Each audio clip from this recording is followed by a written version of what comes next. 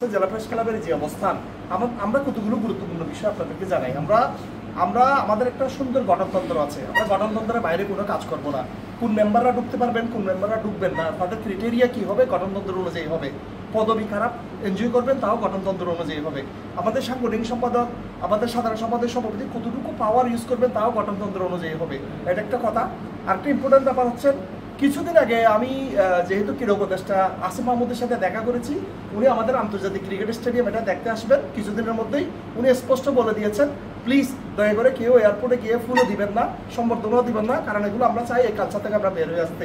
তা আমি এটা বলবো যে আমাদের এখানে যারা মেম্বার আছেন, যারা আমাদের সদস্য আছেন, আমাদের কতগুলো কালচার থেকে বের হয়ে আসতে হবে। সেটা হচ্ছে, ধরুন একজন এসপি আসছেন তাকে ফুল দিতে যাওয়া, উসি আসছেন তাকে ফুল দিতে যাওয়া, ডিসি আসছেন তাকে ফুল দিতে যাওয়া, এই কালচারগুলো থেকে তো আমাদের বের হয়ে আসতে হবেই।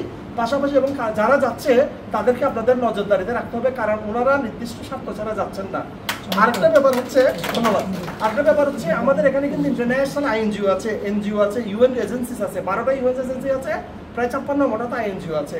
তাদের কিন্তু প্রচুর ট্রেনিং হয়, তাদের জেন্ডার সেন্সিটিভের উপর ট্রেনিং হয়, মিডিয়ার উপর ট্রেনিং হয়।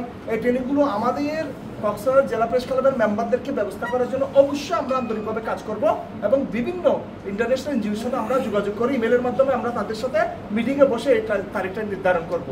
পাশাপাশি হচ্ছে, আমাদের যেহেতু এখানে আরও অন্যান্য প্রেস ক্লাব আছেন, আমাদের অধিকারের জায়গায় সমান অধিকার দিতে হবে।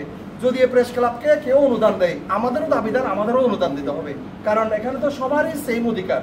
আরেকটা ব্যাপার হচ্ছে, আমরা কিছুদিনের মধ্যে একটা ক্লাবে নিয়ে যাব, আপনারা ক্লাবে বসে কাজ করতে পারবেন এবং আমাদের এই ক্লাবগুলোতে সবাই বসার মতো একটা ব্যবস্থা আমরা করব। তারপরে আরও কিছু গুরুত্বপূর্ণ ব্যাপার হচ্ছে, ধরুন আমরা যেটা বলেছি, আমাদের ট্রেনিংয়ের পাশাপাশি যারা প্রফেশনালি কাজ করতে চাচ্ছেন, আমাদের কিন্তু গত 15 বছর ধরে কি হয়েছে, যে আমাদের কারা, বিএনপির কারা, আওয়ামী লীগের কারা, এগুলো আমাদের আলোচনার বিষয় না। আপনারা কতগুলো চেঞ্জ খেয়াল করেন যে টেলিভিশন চ্যানেলগুলো এখনো আছে, যে পত্রিকাগুলো এখনো আছে, এখনো কেউ আর বলছে না এটা আওয়ামী লীগের পত্রিকা, বিএনপির পত্রিকা, কিন্তু এখন বলছেন না।